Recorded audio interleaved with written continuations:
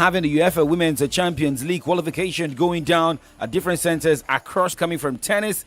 We have updates from Formula One, same as updates coming from basketball this morning. Remember, the Euro basketball is ongoing now. We have the semi-finalists after our games were decided yesterday. Well, it was a shocking result for some teams, as we were having some teams that will be facing each other. Germany is already through to the semi-final, and we'll be facing Finland. I mean, shocking, right?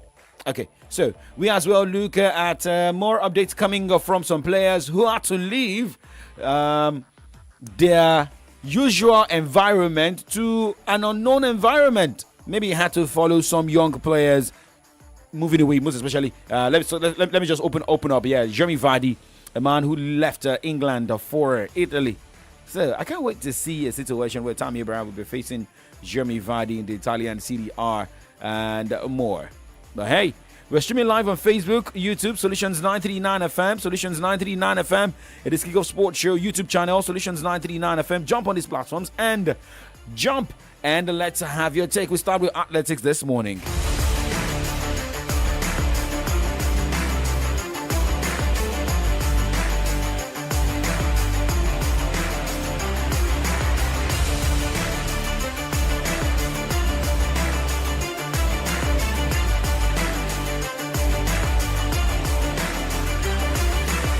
Now, let's start with athletics on the show this morning, where the marathon of under 35-kilometer race walk event at the World Athletics Championships in Tokyo will start 30 minutes earlier than scheduled because of the heat. Temperature in the Japanese capital is expected to exceed 30 degrees Celsius for the majority of the championships, which begin on Saturday. The women's and men's 35-kilometer race walk on 13th of September, women's marathon on 14th September, and men's marathon on 15th September will now start 7:30 local time, and that should be 11:30 BST.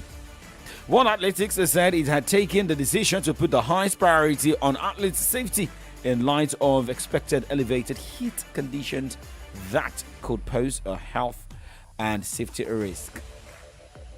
Now let's talk tennis this morning. It is about Australia's Davis Cup captain Leighton Hewitt, who has received a 2-week ban and been fined 30,000 Australian dollars. That is approximately 14,600 pounds, after being found guilty of pushing a doping control official. Hewitt pushed a 60-year-old volunteer anti-doping chaperone after Australia's Davis Cup semi-final defeat by Italy last November in Malaga, Spain. The two-time Grand Slam singles winner was charged in January for engaging in offensive conduct towards a doping control official. Now, he denied the charge, which was brought by the International Tennis Integrity Agency, ITIA, following a review of video evidence, witness statements, and interviews, and cited self-defense. However, the ITIA confirmed on Wednesday an independent tribunal upheld the charge and said the 44-year-old's action did not meet the requirements of self-defense, and push was too strong or forceful and was excessive or disproportionate. Now, Hewitt will be banned from taking part in all tennis-related activities from 24th of September until 7th of October. Now, another update here says that he will be able to captain Australia as they host Belgium in the second round of the Davis Cup qualifiers from 13th to 14th September in Sydney. So that is what it looks like. But remember, for the second round, we won't be having the likes of Novak Djokovic represent his country, same as Carlos Alcaraz for Spain. Now let's talk basketball this morning.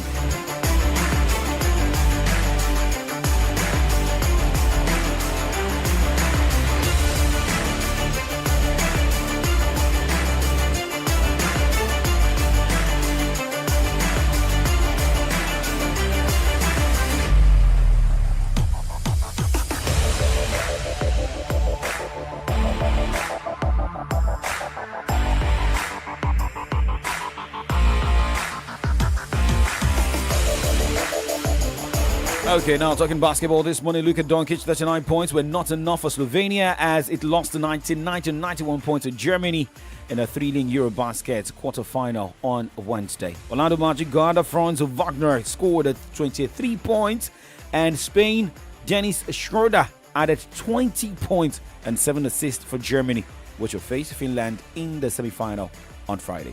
Andre Amsa 3-pointer capped a 12-0 run to put the world champions ahead in that game with 77-74 points early in the fourth quarter.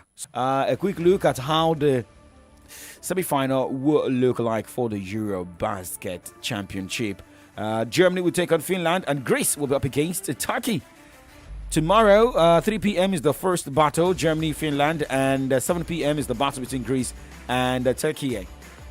Now, talking about the NBA this morning, the NBA will implement a new change for the 2025-2026 season with unsuccessful end-of-period heaves now being recorded as missed field goal attempt for the team, not the player.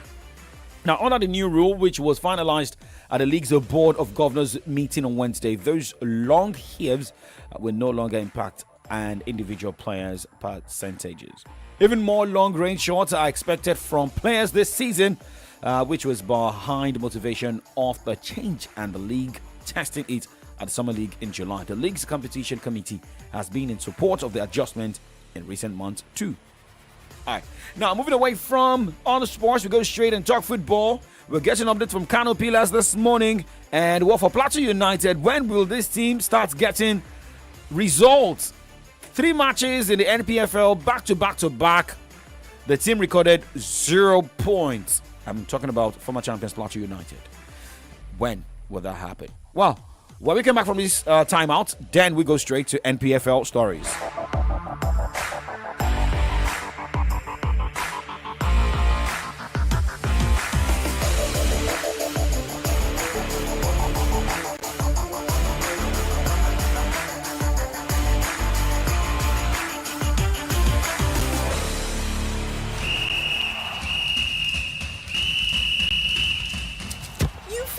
Dribble, but you no fit dribble past malaria if you no use insecticide treated nets.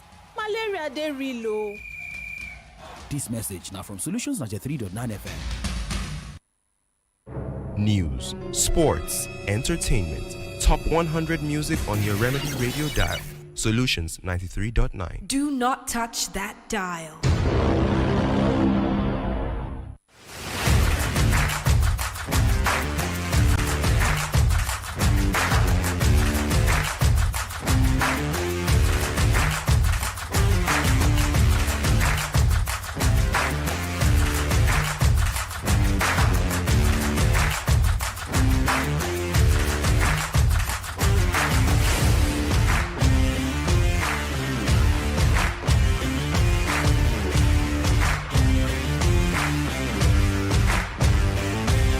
It is 9:10 from Solutions 93.9 FM. Kickoff Sports Shows live. My name is Oladapo Okunubi. In case you're just tuning in, and let's talk football here. And we start from the home scene.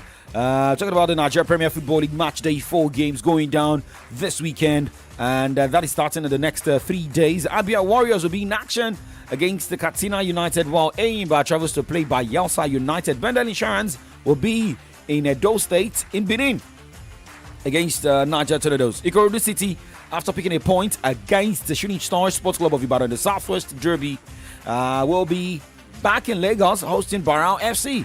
Rangers International travels to play Kano Pillars in Kano. And, updates we are getting is that Ahmed Musa has returned to training with the team following a short injury layoff. The former Super Eagles captain sustained an injury inside Musa Gida's Nigeria Premier Football League Match Day 2 encounter with Wiki Tourist. The injury forced Musa to miss Evan Ogain signs 1-0 defeat to Katsina United at the Muhammad Dika Stadium last weekend.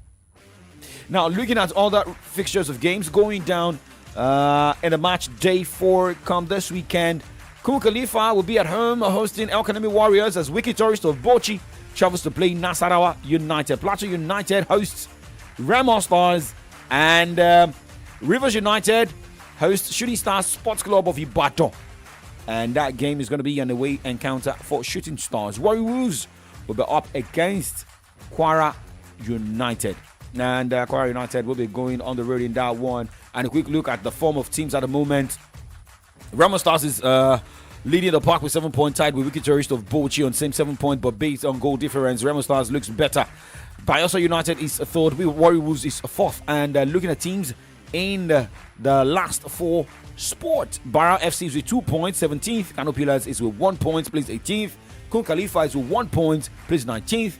Plateau United, that we told you earlier, is placed 20th on the NPFL log with 0 points from 3 matches. Now, moving away from the NPFL, let's talk about Nigerian players on the show this morning who may not be available for their teams when the European games start in the next few days. Olaino is doubtful for Nottingham Forest trip to Arsenal on Saturday after picking up an injury on international duty. Aina sustained the injury in Nigeria's 2026 FIFA World Cup qualifying fixture against South Africa on Tuesday. Now, Aina has been a key player for Forest since his arrival at the club. The former Torino player played every minute of the Tricky Cheese opening 3 games of the season against the Brentford, Crystal Palace and West Ham United. Now, Forest new manager Ange Postecoglou will be hoping Aina is not sidelined for a lengthy spell. Now, let's talk about, remember, Victor Osimhen as well, hooked up to an injury. But now, moving away from that, now let's focus on Nottingham Forest this morning. For Ange Postecoglou, a man that is determined to take Nottingham Forest back to its rightful place in the English football, has been talking on his goal, his target, the reason he had to join the club. Postecoglou was appointed as Nuno Espirito Santo's successor at the City Ground only 4 months on from being fired by Tottenham following his Europa League success. Here is Ange Postecoglou speaking and having his first interview after being appointed as the new coach of Nottingham Forest. It's always exciting, I guess. You always, when you go into a new role, probably the thing that hits you the most is the responsibility that you bear, because, it's a fantastic football club with great history, and even in recent times has gone really well. So you kind of bear that responsibility. But excited there, looking forward to it. When you're out of work in sort of my profession, there's always these things in your head about what you want to do next. And, from my perspective, like I said, it's a historic club. It's got real ambitions, and that's really important to me. It's got an exciting squad, and playing against the club last year, you could sense that there was a real strong unity between the players, the manager, the support, and you want to be a part of that. Yeah, it's where I want to be. It's I've kind of worked myself into this position over the last 28 years because I never put any limits on kind of what I wanted to achieve, and everywhere I've been, I've been fortunate to have success, which has allowed me to take the next step. And like I said, when you just look at what Nottingham Forest have achieved in recent times, it's actually an outstanding feat to be where they are right now. Because when you look at recent times, clubs that have been promoted, it's been a real struggle just to stay in the league. But in a very short space of time, they're back in Europe, competing for honours, and that's a credit to everyone involved, all the players, the managers, the owner, the management of the club. And I get a sense that they want more, certainly what I want. Yeah, I'm a student of the game, and I'm well aware of the history of this football club.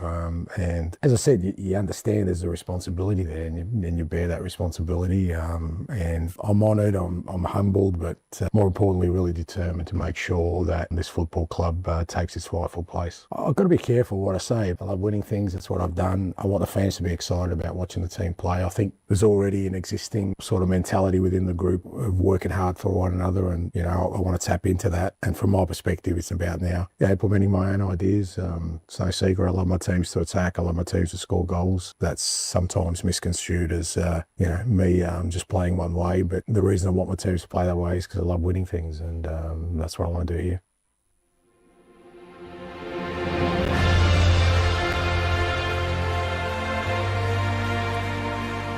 New Nottingham Forest manager Ange Postecoglou speaking there, his dreams, his plans, and what he wants to achieve with the club. Now, looking at another update here, not a good news for Manchester City, because the Manchester City forward Umar Marmoush has been ruled out of the derby against Manchester United after suffering a knee injury while on international duty with the Pharaohs of Egypt. Marmoush was forced off after just 9 minutes of Egypt's World Cup qualifier against Burkina Faso on Tuesday. The 26-year-old is travelling back to, he has travelled back to Manchester for further assessment, but City confirmed yesterday that initial scans revealed the injury serious enough to rule him out of United's visit to Etihad Stadium on Sunday. So, I just need to quickly go and change my Premier League fantasy because I have Umar Marmoush in my Premier League fantasy. Okay, now a quick look at what will surely happen this weekend in England. Well, Arsenal will be up against Nottingham Forest. Well, Lionel is a doubt for that one. Brighton and Hove Albion will be on the road against Bournemouth as Crystal Palace host Sunderland. Everton will host Aston Villa as Fulham will be at the Craven Cottage hosting Leeds United. Newcastle United at the St James's Park host Wolverhampton Wanderers.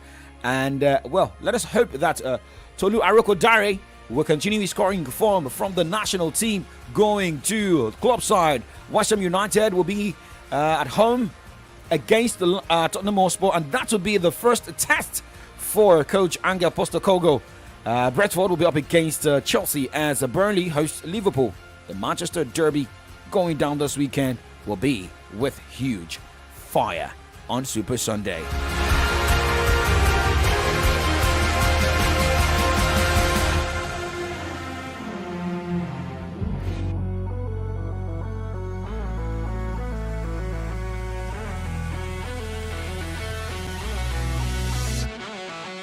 Spanish La Liga Week 4 games kick off with Friday night football as Sevilla faces Elche head on at the Estadio Sanchez Pizjuan. On Saturday, Getafe will be up against Real Oviedo at the Coliseum as Real Sociedad lock arms with Real Madrid at the Real Arena. Atletico Madrid will face Villarreal at the Civitas Metropolitano. On Sunday, Celta Vigo plays Girona at the Banca Balaidos. Levante lock arms with Real Betis at the Estadio Ciudad de Valencia. Osasuna faces Rayo Vallecano at the Estadio El Sadar with Barcelona battling Valencia at the Spotify Camp Nou.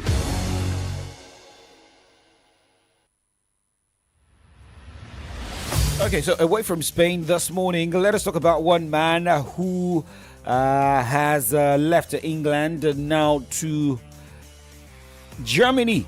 Denmark midfielder Christian Eriksen has signed for Wolfsburg after leaving Manchester United at the end of last season. The 33-year-old joins Bundesliga club on a contract that runs until summer 2027.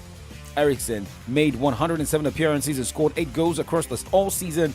Across 3 seasons at Old Trafford, helping United win the Carabao Cup in 2023 and FA Cup in 2024. The playmaker, who suffered cardiac arrest at Euro 2020 and has also played for Brentford, in Inter Milan, Tottenham and Ajax, had recently been training with Malmo FF after becoming a free agent.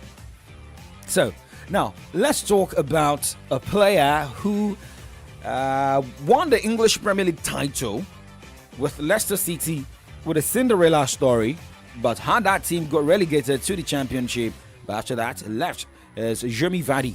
Well, he will be applying his trade in Italy in the CDR with Cremonese. But he's got a lot to say. The reason he had to choose an Italian Serie A side. Here is Jamie Vardy's first interview as a Cremonese player. Yeah, I'd probably said it'd have been a bit crazy, but having signed here and been here, obviously I came last week as well. What an unbelievable place it is. Like, one thing I couldn't get my head around, you have violins upstairs that are from like 1600s and they look brand new. Physically couldn't get my head around it at all. And then finding out the fact after that they need playing once a week just to keep the strings all having the same sound, it's frightening. What an unbelievable place it is.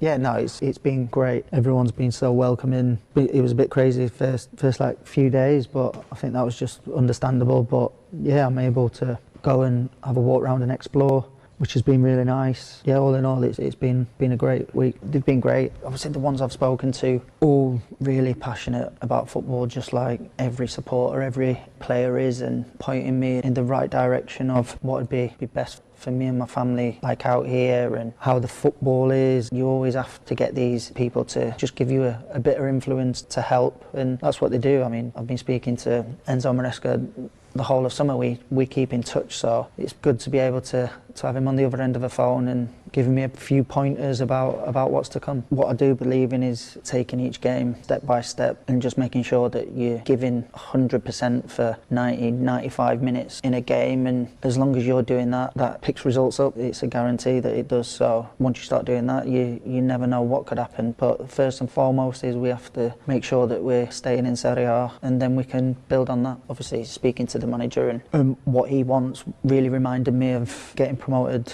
from the Championship with Leicester the first time and you're in the same position, it's odds on to go down. You hear it week in, week out. But again, we had a good group of lads that gave their all, and that's exactly what I see.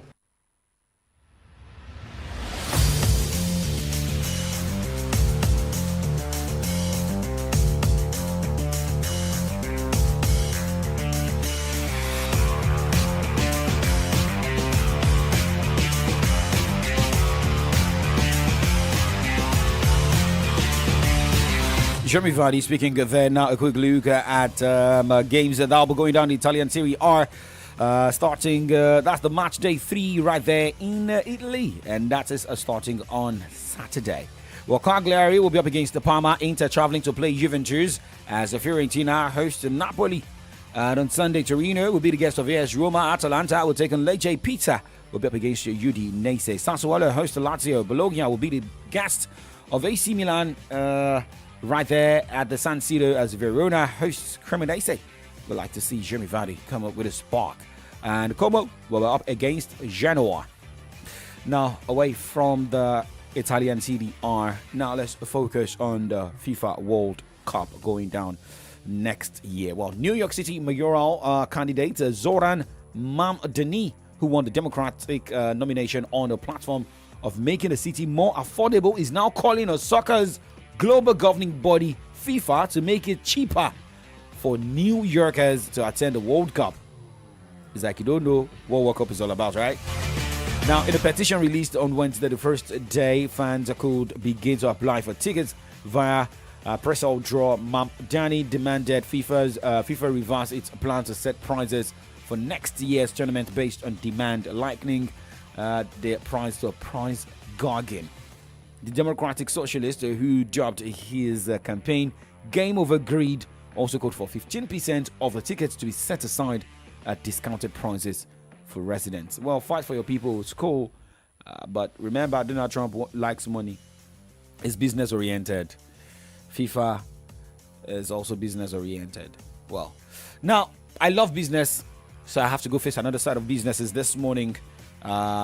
As a staff of Solutions 93.9 FM, Favor Lawrentola will be jumping into the studio this morning with her Esther Okoronko hairstyle this morning, looking at headlines on the pages of Nigerian newspapers, right? Well, I am a man that likes money, but this is morning, right? So, but it's not Monday morning. Well, this will be the convenient point to say goodbyes on the show, and we'll be back tomorrow morning by 9 o'clock for the Friday edition of Kickoff Sports Show. Today's Thursday. Asha is saying morning man. Like well, we say keep doing sports and stay safe.